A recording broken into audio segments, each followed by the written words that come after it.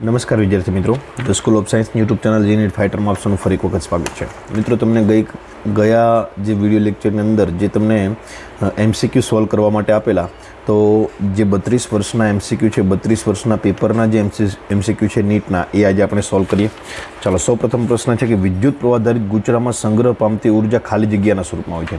મિત્રો, વિદ્યુત પ્રવાહધારિત ગૂંચળામાં, ગૂંચળું એટલે ઇન્ડક્ટરમાં ઉર્જા કયા સ્વરૂપે હોય તમને ખબર છે કે જે ઇન્ડક્ટર હોય, ઇન્ડક્ટરની અંદર ઉર્જા છે એ 1/2 Li² સ્વરૂપે હોય. L એ ઇન્ડક્ટર હોય, તો આ ઉર્જા કયા સ્વરૂપે હોય? તો મિત્રો યાદ રાખજો, કયા સ્વરૂપે હોય?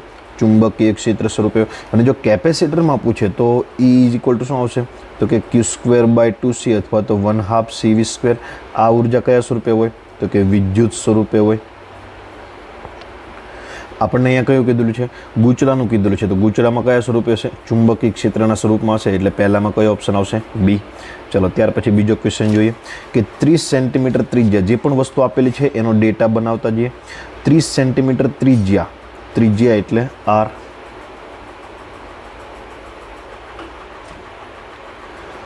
R બરાબર 30 સેન્ટીમીટર, π² અવરોધ, π² ઓહમ અવરોધ ધરાવતી, અવરોધ આપી દીધો, અવરોધ એટલે કેપિટલ R, π² ઓહમ. વર્તુળાકાર કોઇલ B બરાબર 10⁻² ટેસ્લાનું ચુંબકીય ક્ષેત્ર આપી દીધું 10⁻² ટેસ્લા. લંબરૂપે તેના કોઈ વ્યાસને, ચુંબકીય ક્ષેત્રને લંબરૂપે, આ અગત્યનો શબ્દ છે, ચુંબકીય ક્ષેત્રને લંબરૂપે, એટલે થીટા કેટલો થશે? π/2. અનુલક્ષીને ભ્રમણ કરે. જો કોઇલ 200 RPM થી ભ્રમણ કરતી હોય, 200 RPM એટલે આ તમને શું આપી દીધેલું છે? રોટેશન પર મિનિટ, એટલે કોણીય આવૃત્તિ ઓમેગા આપી દીધી. Omega = 200 RPM. તો પ્રેરિત પ્રવાહનું મૂલ્ય મેળવવાનું છે મિત્રો. પ્રેરિત પ્રવાહ I નું મૂલ્ય મેળવવાનું છે. પ્રેરિત પ્રવાહ I એટલે પ્રેરિત EMFના છેદમાં અવરોધ. પ્રેરિત EMF એટલે શું? તો કે NBA cos ωt/R. NBA cos ωt/R. ωt એટલે શું થશે?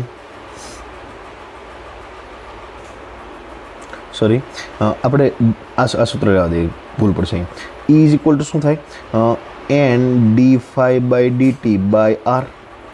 ચાલો, n ના n, ફાઈ એટલે શું થશે? d/dt B.A/R. B ડોટ એટલે BA cos θ. તો BA cos θ નું વિકલન કરશો, NBA cos ωt/R. પણ આ B એ અહીંયા શું કરવાનું? d/dt કરવું પડશે. ચાલો, B એનું BA થશે, cos ωt નું શું થઈ જશે? sin ωt × omega. તો શું થશે? NBA omega sin ωt/R, sin θ/R. આ ઓમેગા ટી એક જાતનો થીટા થશે તમારો. તો આની કિંમત કેટલી થશે? તો કે ભાઈ ઓમેગા ટી એટલે થીટા કેટલો આપેલો છે? π/2, એટલે sin π/2 1 થશે. એટલે આપણું સૂત્ર શું થઈ જશે? NBA ઓમેગા/R થશે. હવે બધી કિંમતો મૂકી દો. n ની કિંમત કેટલી? n ની કિંમત આંટાની સંખ્યા આપેલી છે 200 RPM. R ત્રિજ્યા પર અવરોધ ધરાવતી, નહીં, આંટાની સંખ્યા નથી આપેલી, એટલે n ની કિંમત 1. B ની 10⁻². A એટલે πr² થાય, એટલે πr², એટલે 30 ને આપણે મિત્રો શું કહેવાય? મીટરમાં લખવું પડશે, એટલે 30 × 30 × 10⁻⁴ πr². ઓમેગા મિત્રો આ આરપીએમમાં નહીં ચાલે, અને આપણે શું કહેવાય? મીટર પ્રતિ સેકન્ડમાં ફેરવવું પડશે. 200 રોટેશન એટલે 2π પ્રતિ સેકન્ડ. તો કેટલા કરવા પડશે? 60 કરવા પડશે. તો સાદુરૂપ આપી દઈએ, 20/3π થશે. કેટલા થશે? 20/20π/3. આરની કિંમત આપેલી છે π². તો π² π કેન્સલ, આ 3 કેન્સલ. તો કેટલો આન્સર થશે? 3 દુ 6, અને ઘાત કેટલી થશે? 1 2 3, અને અહીંયા -4 -2 એટલે -6 + 3 એટલે 10⁻³ એટલે 6 મિલી આન્સર આવશે. કેટલો છે આમાં? 6 મિલી બીજાની અંદર C 6 મિલી. તો આવી રીતે ગણતરી કરવાની છે. તમારે ડાયરેક્ટ આ સૂત્ર યાદ રાખવાનું છે, I = NAB ω/R, કેમ કે θ = π/2 છે એટલા માટે. ત્યાર પછી ત્રીજો પ્રશ્ન છે કે નીચે આપેલા પરિપથમાં રહેલો બલ્બ એકાએક પ્રકાશિત બને જ્યારે તો ચાલુ અથવા બંધ, પરિપથ ચાલુ, પરિપથ બંધ, કોઈ પણ સંજોગોમાં પ્રકાશિત થશે નહીં. તમે મિત્રો અહીંયા જ્યારે કી ઓન કરશો ત્યારે આમાં પ્રેરિત EMF વિરુદ્ધ બાજુ મળશે, એટલે આપેલા વોલ્ટેજમાં શું કરશે? ઘટાડો કરશે. જ્યારે પરિપથ તમે ઓફ કરશો, આ કી આમાંથી કાઢી લેશો તો આ શું કરશે? એ બંધ થવાની ના પડશે, વધારો કરશે. તો ક્યારે બલ્બ પ્રકાશિત થશે? તો કે જ્યારે પરિપથ બંધ હોય ત્યારે. હકીકતમાં તો એવો હોય છે જ્યારે પરિપથ બંધ કરીએ ત્યારે, બંધ કરશો ત્યારે શું થશે? તો કે આ EMF આમાં વિરુદ્ધ દિશામાં EMF પ્રેરિત થશે અને એટલા માટે બલ્બમાં શું થશે? પ્રવાહ પસાર થશે. એટલે આમાં સી. ત્યાર પછી ચોથો પ્રશ્ન છે 100 મિલી હેનરી ગુચડામાં, પહેલાં જે આપેલું છે એનો ડેટા લખી દઈએ. 100 મિલી હેનરી એટલે ઇન્ડક્ટન્સ આપી દીધું. 100 મિલી હેનરી. I 1 એમ્પિયરનો પ્રવાહનો વહન થાય છે. તો ચુંબકીય ક્ષેત્રના સ્વરૂપમાં સંગ્રહ પામેલી ઉર્જા કેટલી હશે? તો આપણી પાસે સૂત્ર છે કે ચુંબકીય ક્ષેત્રમાં 1/2 LI². સૂત્ર અનુસાર સંગ્રહ પામે તો 1/2 ના 1/2 L મિલી છે, મિલીમાં નહીં ચાલે, એટલે 100 મિલી એટલે 10⁻³ અને I એટલે 1/2 એટલે કેટલા થાય? 0.5. 100 ગુણ્યા 10⁻³ એટલે કેટલા થશે? 10⁻1 એટલે 0.05 જૂલ થશે. 0.05 જૂલ એટલે ચોથામાં આવશે સી ઓપ્શન, 0.05 જૂલ. ત્યાર પછી એસી પરિપથમાં પ્રવાહનું RMS મૂલ્ય IRMS એ મહત્તમ પ્રવાહ I0 સાથેનો સંબંધ કયો હશે? તો આપણને ખબર છે કે ભાઈ IRMS is equal two IM/√2, પણ અહીંયા IM ની જગ્યાએ તમને મહત્તમ પ્રવાહ કયો કીધો છે? I0, એટલે કયો ઓપ્શન આવશે? I0/√2, ડી ઓપ્શન આવશે એમાં. ત્યાર પછી છઠ્ઠો પ્રશ્ન જોઈએ. LCR શ્રેણી પરિપથ માટે અલ્ટરનેટિંગ પ્રવાહના સપ્લાય સાથે જોડેલો છે. અનુનાદ સમયે પરિપથમાં લાગુ પડેલા વોલ્ટેજ અને પ્રવાહ વચ્ચેનો કળા તફાવત. અનુનાદ સમયે મિત્રો કીધું છે, તો અનુનાદ સમયે આપણે LCR AC શ્રેણી પરિપથમાં આવો તમને ફેઝર ડાયાગ્રામ મળતો હતો કે અહીંયા તમને અવરોધ R હતો, અહીંયા ω/L હતો, અહીંયા 1/ωc હતો. તો જ્યારે અનુનાદ થાય ત્યારે ω/L અને 1/ωc સમાન થઈ જાય. આ બંને કેન્સલ આઉટ થઈ જાય. તો પરિણામે આપણો અવરોધ ક્યાં રહેશે? અહીંયા જ રહેશે.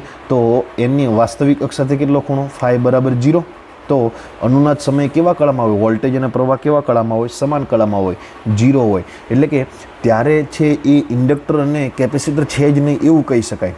જ્યારે અનુનાદ વખતે ઇન્ડક્ટર અને કેપેસિટર બેમાંથી કોઈ પણ છે જ નહીં એવું કહી શકાય. એટલા માટે બંને વચ્ચેનો કળા તફાવત કેટલો થશે? 0. ત્યાર પછી 4 માઇક્રોફેરેડે કેપેસિટરને 400 વોલ્ટ સુધી ચાર્જ કરેલ છે. 4 માઇક્રોફેરેડે કેપેસિટરને કેટલા વોલ્ટ સુધી ચાર્જ કરેલ છે? 400 વોલ્ટ સુધી. તો અહીંયા ડેટા બનાવીને લખીએ. 7મો કેપેસિટન્સ આપી દીધું 4 માઇક્રોફેરેડે, વોલ્ટેજ આપી દીધા 400 વોલ્ટ. 1 કિલો ઓહ્મના અવરોધ સાથે જોડવાનું છે. અવરોધ R બરાબર 1 કિલો ઓહ્મના અવરોધ સાથે જોડતા ઉત્પન્ન થતી ઉષ્મા મેળવવાની છે. મિત્રો તમને એમ કહેવા માગે છે કે ભાઈ એક કેપેસિટર છે, એના કેપેસિટન્સ 4 માઇક્રોફેરેડે છે અને વોલ્ટેજ 400 વોલ્ટ આપીને એને ચાર્જ કરેલો છે. તો એમની પાસે ઉર્જા કેટલી હશે? હવે જ્યારે કેપેસિટર ચાર્જ થઈ જાય ત્યાર પછી એને આપણે આ 1 કિલો ઓહ્મના અવરોધ સાથે જોડવાનું છે. તો આમાંથી કેટલી ઉષ્મા ઉર્જા? તો કે ભાઈ એ કેપેસિટર સંપૂર્ણ ડિસ્ચાર્જ થઈ જશે. તો પહેલાં તો એક કામ કરો કે જ્યારે તમે એને આની સાથે અવરોધ સાથે જોડો ત્યારે એની પાસે ઉર્જા કેટલી હશે? તો આપણી પાસે ઉર્જાનું સૂત્ર છે કે કેપેસિટરની ઉર્જા E = 1/2 CV². 1/2 ના 1/2 C માઇક્રોફેરેડેમાં છે, એને આપણે ફેરેડેમાં ફેરવવા પડશે. તો 4 ગુણ્યા 10⁻6 ફેરેડે એટલે, અને V² એટલે 400 ગુણ્યા 400, 400 ગુણ્યા 400. અહીંયા છેદ ઉડાડીએ તો 2 × 2 = 4 થઈ જશે. એટલે કે 4 × 4 = 16, 32. 32 ગુણ્યા 10ની કેટલી ઘાત થશે? અહીંયા +2, અહીંયા +2, અહીંયા -6 એટલે 10⁻². શું થશે? જૂલ. એટલે 0.32 જૂલ થશે. તો આટલી ઉર્જા એ કેપેસિટર પાસે હશે. હવે જેને આપણે અવરોધ સાથે જોડશું તો આ બધી જ ઉર્જા એ શું કરી દેશે? ગુમાવી દેશે. અવરોધને આપી દેશે, વાતાવરણમાં ગુમાવી દેશે. તો કેટલી ગુમાવશે? 0.32 જૂલ. એટલે 7મામાં આવશે ડી, 0.32 જૂલ. ચાલો ત્યાર પછી 8મો પ્રશ્ન જોઈએ. પરિપથને AC voltage E is equal to E0 sine omega t લાગુ પડતા તેમાંથી પ્રવાહ I is equal to I0 sine omega t plus π/2. મિત્રો અહીંયા બે વચ્ચેનો E અને I વચ્ચે, E એટલે વોલ્ટેજ અને પ્રવાહ વચ્ચેનો કળા તફાવત π/2 છે. અહીંયા આપણને ડેલ્ટા ઇઝ ઇક્વલ ટુ અથવા તો ડેલ્ટા કો ફાઈ કો એ π/2 પહેલેથી જ આપી દીધો. પરિપથમાં વપરાતો સરેરાશ પાવર, તો આપણી પાસે પાવરનું સૂત્ર છે P is equal two IRMS VRMS cos delta અથવા તો કોસ ફાઈ, તમારે જે કહેવું હોય તો કોસ ફાઈ આ તમારે અહીંયા π/2 લેવાનું છે. તો π/2 લેશો તો કોસ π/2 કેટલા થાય? 0. એટલે પાવર કેટલો થશે? 0. એકદમ ઇઝી છે. ત્યાર પછી 9મો પ્રશ્ન કે એસી પરિપથમાં વહેતો પ્રવાહ I is equal to 5 sine 100t minus π/2 અને વિદ્યુત સ્થિતિમાન 200 સાઇન 100t વોલ્ટેજ છે. તો અહીંયા તમને ખબર પડશે કે અહીંયા જે પ્રવાહ છે એ વોલ્ટેજ કરતાં આ 100 × t છે, જ્યારે આ 100t માઇનસ π/2 છે, એટલે પ્રવાહ છે π/2 જેટલો પાછળ છે. પરંતુ આપણે delta is equal to 5 is equal to π/2 જ કહીશું, કેમ કે કળા તફાવત કેટલો છે? π/2 જેટલો છે. તો ફરી પાછું આ સૂત્ર અહીંયા ડેલ્ટા ઇઝ ઇક્વલ ટુ π/2 મૂકશો તો કેટલો જવાબ આવશે? 0. આમાં શું હતું કે પ્રવાહ π/2 જેટલો આગળ હતો, આમાં શું છે? પ્રવાહ π/2 જેટલો પાછળ છે. પરંતુ કોસ પ્લસ π/2 કે માઇનસ π/2 તો કેટલો થશે? 0 જ થશે. એટલે આમાં પણ કેટલો આવશે? 0 વોલ્ટ થશે. ચાલો ત્યાર પછી 10મો પ્રશ્ન જોઈએ કે પ્રયોગમાં LCR પરિપથને 200 વોલ્ટના એસી સપ્લાય સાથે જોડેલું છે. V આપી દીધો તમને, V બરાબર 200 વોલ્ટ, 50 ઓહમનો ઇન્ડક્ટિવ રિએક્ટન્સ એટલે XL 50 ઓહમ અને 50 ઓહમનો capacitive reactance XC is equal to કેટલો થશે? 50 ઓહમ અને 10 ઓહમનો અવરોધ જોડેલો છે R બરાબર 10 ઓહમ. તો પરિપથના ઇમ્પિડન્સનું મૂલ્ય કેટલું થશે? પરિપથના ઇમ્પિડન્સનું મૂલ્ય શું થશે? તો મિત્રો અહીંયા તમને તરત ખ્યાલ આવી જોઈએ કે ઇમ્પિડન્સનું મૂલ્ય કેટલું થશે? 10 ઓહમ થશે. કેમ? તો કે XC બરાબર XL છે, તો અનુનાદ હશે અને અનુનાદ સમયે એ આખી ટર્મ કેવી થઈ જશે? 0 થઈ જશે. તો આપણી પાસે ઝેડનું સૂત્ર છે Z is equal two √R² plus XC minus XL square. તો XC 50 છે, I 50 છે, 50 માઇનસ 50 0, એટલે આ 0 થઈ જશે. તો શું થશે? Mode Z is equal two R થશે અને R બરાબર કેટલા થશે? 10 ઓહમ થશે. એટલે આમાં કેટલો આન્સર આવશે? એ 10 ઓહમ. ત્યાર પછી ટ્રાન્સફોર્મરવાળો પ્રશ્ન છે 11મો પ્રશ્ન કે 500 અને 5000 આંટાવાળા ટ્રાન્સફોર્મરમાં, તો મિત્રો આ કયા આંટા હશે? તો પહેલાં હોય તમારે પ્રાથમિકમાં ગણવાના અને બીજા હોય તમારે સેકન્ડરીના ગૌણના ગણવાના. તો પ્રાથમિકના આંટાની સંખ્યા 500, સેકન્ડરીના આંટાની સંખ્યા 5000. ઇનપુટ વોલ્ટેજ 20 વોલ્ટ છે. ઇનપુટ વોલ્ટેજ ક્યાં આપવામાં આવે? પ્રાથમિકમાં જ આપવામાં આવે. તો ઇનપુટ વોલ્ટેજ એટલે તમારા થશે V પ્રાઇમરી, એને EP પણ કહેવાય અને VP પણ કહેવાય. 20 વોલ્ટ છે. F 50 હર્ટ્ઝ છે. તો આઉટપુટ વોલ્ટેજ તમને ક્યાં મળે? સેકન્ડરીમાં મળે. તો સેકન્ડરીના વોલ્ટેજ અને આઉટપુટની આવૃત્તિ કેટલી થશે મિત્રો? તો આપણને ખબર છે કે આવૃત્તિ ક્યારે બદલે નહીં. આવૃત્તિ જો આની 50 હર્ટ્ઝ હોય તો અહીંયા તમને 50 હર્ટ્ઝ જ મળે, એટલે આવૃત્તિ એક ફિક્સ થઈ ગયું. હવે આપણે VS મેળવવાના છે. તો આપણી પાસે સૂત્ર છે કે NP/NS બરાબર VP/VS. કેમ કે n સમપ્રમાણ V. ચાલો આ કિંમત મૂકશો તો તમારો VSની કિંમત મેળવવાની છે. તો VSને કરતા બનાવો. VS બરાબર VP/NS/NP. VP કેટલા થશે? 20. NS કેટલા થશે? 5000 અને NP કેટલા થશે? 500. તો 500 ગુણ્યા 10 એટલે 5000, એટલે કેટલા થશે? 200 વોલ્ટ થશે. એટલે 200 વોલ્ટ 50 હર્ટ્ઝ એવો આન્સર આવવો જોઈએ. 250 પહેલાં વોલ્ટેજ છે તો વોલ્ટેજ 200 અને હર્ટ્ઝ 50, એટલે 250 આવશે મિત્રો. એકદમ સરળ કહી શકાય. ત્યાર પછી 12મો પ્રશ્ન છે ટ્રાન્સફોર્મરનો. એક ટ્રાન્સફોર્મરના પ્રાથમિક ગૂંચળામાં 500 આંટા છે. તમને પ્રાથમિક ગૂંચળામાં આંટાની સંખ્યા આપી દીધી મિત્રો. તો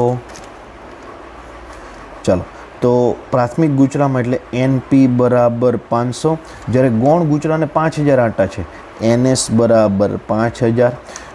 પ્રાથમિક ગૂંચળાને 20 વોલ્ટ 50, આ તો ઉપરનો બેઠો જ છે એવું લાગે છે. હા, 20 વોલ્ટ. તો ગૌણ ગૂંચળામાં આઉટપુટ કેટલો થશે? 250 વોલ્ટ અને 50 હર્ટ્ઝ. સેમ ટુ સેમ આ જ દાખલો છે, ખાલી અહીંયા પ્રાથમિક ગૂંચળામાં આંટાની સંખ્યા એટલે 200 વોલ્ટ 50 હર્ટ્ઝ થશે. 12મો એ. ત્યાર પછી 13મો જોઈએ. એક એસી પરિપથમાં વોલ્ટેજ અને પ્રવાહ હોય તો ખર્ચાતો પાવર કેટલો હોય? તો આપણને ખબર છે કે ભાઈ વોલ્ટેજ V અને I છે, તો ખર્ચાતા પાવરનું આપણને સૂત્ર ખબર છે. એસી પરિપથ હોય તો P is equal two IRMS VRMS cos delta. IRMS એટલે IM/√2, VRMS એટલે VM/√2 અને cos ડેલ્ટા એટલે cos ડેલ્ટા અથવા તો cos phi, તમારે જે પણ શબ્દ વાપરવો હોય તો વાપરી શકો. તો કયો આવશે? VI 1/2I VI/√2 કે V અને I વચ્ચેના કળા તફાવત પર આધારિત છે. તો હા મિત્રો, V અને આ ડેલ્ટાની કિંમત જેટલી હશે એના પર આધારિત છે. જો ડેલ્ટાની કિંમત 0 હશે તો મહત્તમ પાવર હશે, જો ડેલ્ટાની કિંમત π/2 હશે તો 0 પાવર હશે. એટલે એનો આધાર શેના પર રહેલો છે? V અને I વચ્ચેના કળા તફાવત પર રહેલો છે. ત્યાર પછી 14મો પ્રશ્ન જોઈ લઈએ મિત્રો. એક સ્ટેપ અપ ટ્રાન્સફોર્મરને 230 વોલ્ટના સપ્લાય સાથે જોડેલું છે. કેટલા? 230 વોલ્ટના સપ્લાય સાથે જોડેલું અને 2 એમ્પિયરનો પ્રવાહ ખેંચે છે. તો આપણે ડેટા બનાવીએ. 230 વોલ્ટના સપ્લાય સાથે એટલે આ તમારું ઇનપુટ હશે. એટલે ઇનપુટ ક્યાં આપવામાં આવે? પ્રાઇમરીમાં. એટલે VP બરાબર 230 વોલ્ટ અને 2 એમ્પિયરનો પ્રવાહ ખેંચે છે. તો 2 એમ્પિયરનો પ્રવાહ ખેંચે છે એટલે આમાંથી આપણને ખબર પડતી નથી કે 2 એમ્પિયરનો પ્રાથમિકમાં છે કે ગૌણમાં, એની આપણને કોઈ માહિતી નથી. હવે તેના પ્રાથમિક અને ગૌણ ગૂંચળાના આટાનો ગુણોત્તર 1:25 છે. પ્રાથમિક અને ગૌણ ગૂંચળાના આટાનો ગુણોત્તર આપી દીધો એટલે શું થશે? NP/NS બરાબર 1/25. તો પ્રાથમિક ગૂંચળામાં પ્રવાહ મેળવવાનો છે. પ્રાથમિક ગૂંચળામાં પ્રવાહ કેટલો હશે? તો 2 એમ્પિયરનો પ્રવાહ ખેંચે છે એ કયો પ્રવાહ હશે?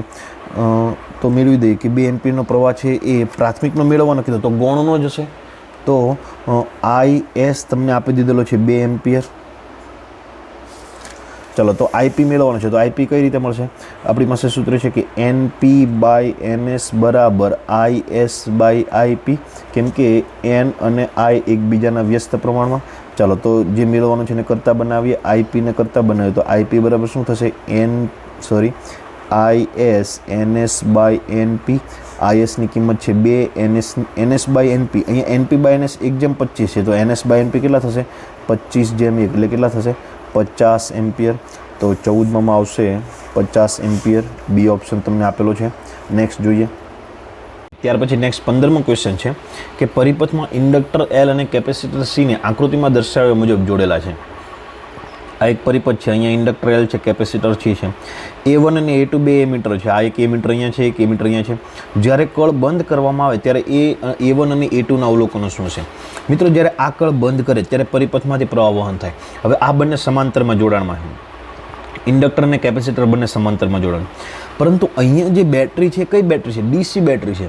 તો DC પ્રવાહ છે કેપેસિટરમાંથી પ્રવાહ પસાર થાય નહીં. કેપેસિટર છે માત્ર AC ને જ પસાર થવા દે. એટલે DCની આવૃત્તિ કેટલી હોય? 0 હોય. આથી આમાંથી કોઈ પણ પ્રકારનો પ્રવાહ વહેશે નહીં. આથી A1નું અવલોકન કેવું થશે? 0. અને A2માંથી તો કે આનો અવરોધ, ઇન્ડક્ટરનો અવરોધ 0 હોય. આથી આમાંથી મહત્તમ પ્રવાહ પસાર થાય. એટલે કયો ઓપ્શન આવશે? A1માં 0 અને A2માં મહત્તમ. એકદમ ઇઝી છે મિત્રો. ત્યાર પછી નેક્સ્ટ ક્વેશ્ચન છે કે R અવરોધ અને L ઇન્ડક્ટન્સ ધરાવતા ઇન્ડક્ટરને ઓમેગા જેટલી કોણીય આવૃત્તિવાળા AC પરિપથ સાથે જોડેલ છે. તો ક્વોલિટી ફેક્ટર કયો? તો મિત્રો, ક્વોલિટી ફેક્ટરના ઘણા બધા સૂત્ર છે. તો એમાંનું એક સૂત્ર અહીંયા છે. આપણું મૂળ સૂત્ર ક્વોલિટી ફેક્ટરનું Q ફેક્ટર એટલે કે અનુનાદ વક્રની તીક્ષ્ણતા ω0/2 ડેલ્ટા ઓમેગા. 2 ડેલ્ટા ઓમેગા એટલે R/2L. 2 ડેલ્ટા ઓમેગા એટલે R/2L. 2 કેન્સલ એટલે કયું થશે? ω0L/R. એટલે કયો ઓપ્શન આવશે? ω/L/R. બીજું ω0ની કિંમત મૂકશો તો કયું આવશે? 1/R√L/C. આ પણ આવી શકે, પરંતુ આપણે એની કંઈ જરૂર નથી. આપણને આ સૂત્ર બેઠું આપેલું છે. ત્યાર પછી 17મો પ્રશ્ન છે. એક કેપેસિટરનું કેપેસિટન્સ C છે અને રિએક્ટન્સ X છે. તો રિએક્ટન્સનું સૂત્ર શું થાય? X = 1/ωc અથવા તો 1/2πfc. જો કેપેસિટન્સ અને આવૃત્તિ બમણી કરવામાં આવે તો નવું રિએક્ટન્સ કેટલું હશે? તો દાખલા તરીકે નવું રિએક્ટન્સ X' હશે. 1/ કેપેસિટન્સ પણ બમણું કરવાનું છે અને આવૃત્તિ પણ બમણી કરવાની છે. તો કેટલું થાય? તો કે આને તમે Fની જગ્યાએ 2F લખશો, Cની જગ્યાએ 2C લખશો. તો અહીંયા કેટલા? 2F × 2C એટલે 4/2πfc થશે. 1/2πfc એટલે શું થશે? 1/2πfc એટલે x/4 થશે. એટલે કેટલું થશે? 1/4 ભાગનું થશે. એટલે x/4. 17માં કયો ઓપ્શન આવશે? C, x/4. ત્યાર પછી 18મો. શ્રેણી અનુનાદ પરિપથમાં LCR તેના ઘટકો છે. અનુનાદીય પ્રવાહ I છે. તો અનુનાદની સ્થિતિમાં વિખેરણ પામતો પાવર કેટલો હશે મિત્રો? ચાલો, વિખેરણ પામતો પાવરનું સૂત્ર છે P = IRMS VRMS cos delta. હવે અનુનાદની સ્થિતિમાં કીધું છે તો ડેલ્ટા કેટલો હોય? અનુનાદની સ્થિતિમાં ડેલ્ટા કેટલો હોય? ડેલ્ટા 0 સોરી ડેલ્ટા તો ડેલ્ટા 0 હોય તો કોસ ડેલ્ટા કેટલું થાય? 1 થાય. એટલે IRMS VRMS cos 0 1 થશે. ચાલો તો V એટલે શું થાય? IR થાય. V એટલે IR તો IRMS VRMS એટલે શું થાય? IRMS ઇન્ટુ R થાય. તો I² RMS ઇન્ટુ R આ જવાબ આવશે. પરંતુ અહીંયા અનુનાદીય પ્રવાહ IRMS ને શું કીધું છે? I કીધું છે એટલે શું આવશે? I² R, જ્યાં IRMS બરાબર એને સ્મોલ I લઈ લીધું છે. ઘણી જગ્યાએ એવું પણ આપેલું હોય છે. તો IRMS બરાબર સ્મોલ I. ત્યાર પછી 19મો પ્રશ્ન છે મિત્રો. 40 હેનરીના પ્રેરકત્વવાળું ગુચરાનું 8 ઓહ્મના અવરોધની શ્રેણીમાં જોડી આ સંયોજનને 2 વોલ્ટની બેટરીના ટર્મિનલ સાથે જોડતા સમય અચળાંક. તમને આપેલું શું છે? તો કે ઇન્ડક્ટન્સ L આપી દીધું છે મિત્રો. L બરાબર 40 હેનરી અને R બરાબર 8 ઓહમ. તો મિત્રો આ LR પરિપથમાં સમય અચળાંક, LCR પરિપથમાં જો તમને ક્યાંય પણ સમય અચળાંક હોય તો એ સમય અચળાંકનું સૂત્ર થાય tau is equal two L/R. યાદ રાખજો 40/8 એટલે કેટલા થાય? 5 સેકન્ડ થશે. 5 સેકન્ડ એટલે આમાં કયો આન્સર આવશે? બીજો 5 સેકન્ડ. તો મિત્રો આજે 19 પ્રશ્નો ક્લિયર કર્યા છે. તો આ બધા જ પ્રશ્નો તમારી નોટબુકમાં સારી રીતે ઉતારી દેજો. અને આજે નવા પ્રશ્નો હું તમને એક પેજ મોકલું છું. એ આખું પેજ આજ સાંજ સુધીમાં તમારે તૈયાર કરી દેવાનું છે. તો નેક્સ્ટ વિડીયો લેક્ચરની અંદર આપણે આનું આગળનું સોલ્યુશન જોઈશું મિત્રો. ધન્યવાદ.